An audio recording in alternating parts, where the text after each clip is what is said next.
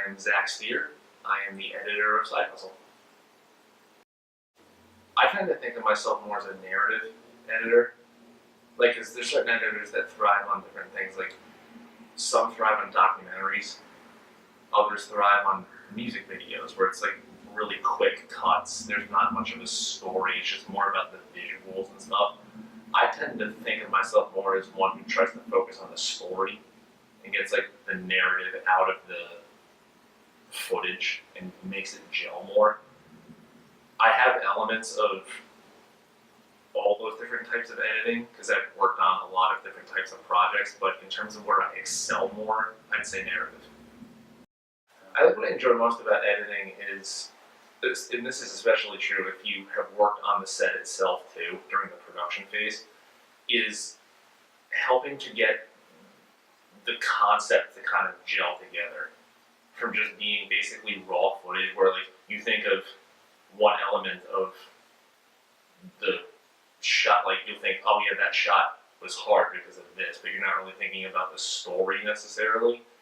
So what I like about editing is actually getting the story to come out of the footage you shot. And in terms of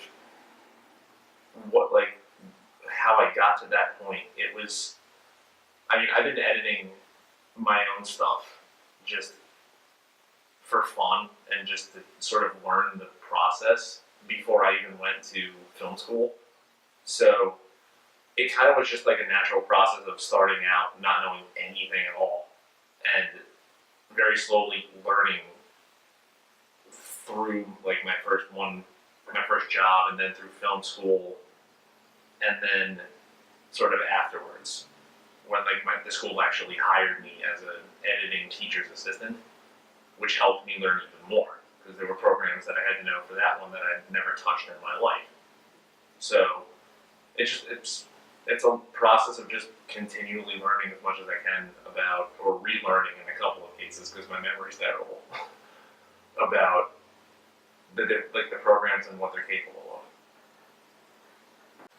As part of one of my old jobs, we had to know a lot about all these different types of programs, from Final Cut to Adobe to Avid to DaVinci, and a lot of stuff can get sort of lost in the shuffle if you don't use certain programs a lot, because mostly every project that I do switches programs back and forth.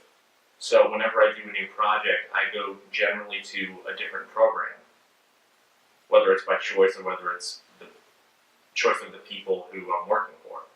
And in this case, I relearned some stuff that I might have forgotten or only used a couple of times, and as a result, I retain that better. And I really that's one of the benefits of doing the freelance editing, is that I can keep relearning all that stuff if it somehow leaves my mind. It's been going well thus far. I had to sort through all of the raw video, all of the audio that came with it, and kind of get a feel for what the script was and what the individual clips looked like. But once I started stitching it together, it's coming out really well, I think. One of the things that editors in particular dread is when you get a project that you're hired on or are just brought on for whatever reason, and the person who is in charge of it, who you're editing it for, is super controlling and super demanding and kind of looks over your shoulder and nitpicks everything. That's like an editor's worst nightmare. But for Side Hustle, it's been great because, Greg has been fantastic in terms of, he's been really reasonable. He knows what he wants out of the project, which is great too. Every project that I work on is different in some way. The script on this one is much different than a lot of people generally go for, despite it being sort of really relatable in terms of real life situations. But I have not worked on anything with that exact type of narrative before, and I really like how that's different, because then I can put some of my own experiences into making the flow of it seem more realistic, more seamless, and it's a well-written script, so I really like where it's going thus far. I mean, besides the fact that it's very well made, it's the story that it tells is something that I think a lot of people, especially film students or people who are around that time in their life, can relate to. Like where they have a passion sort of thing that they want to go into for a career, but they have to also focus on other things like paying the bills, like just surviving wherever they're living, in this case a city. I think it's really relatable, like more so than a lot of other projects that I've seen. And that, for those two things combined, it's definitely worth watching.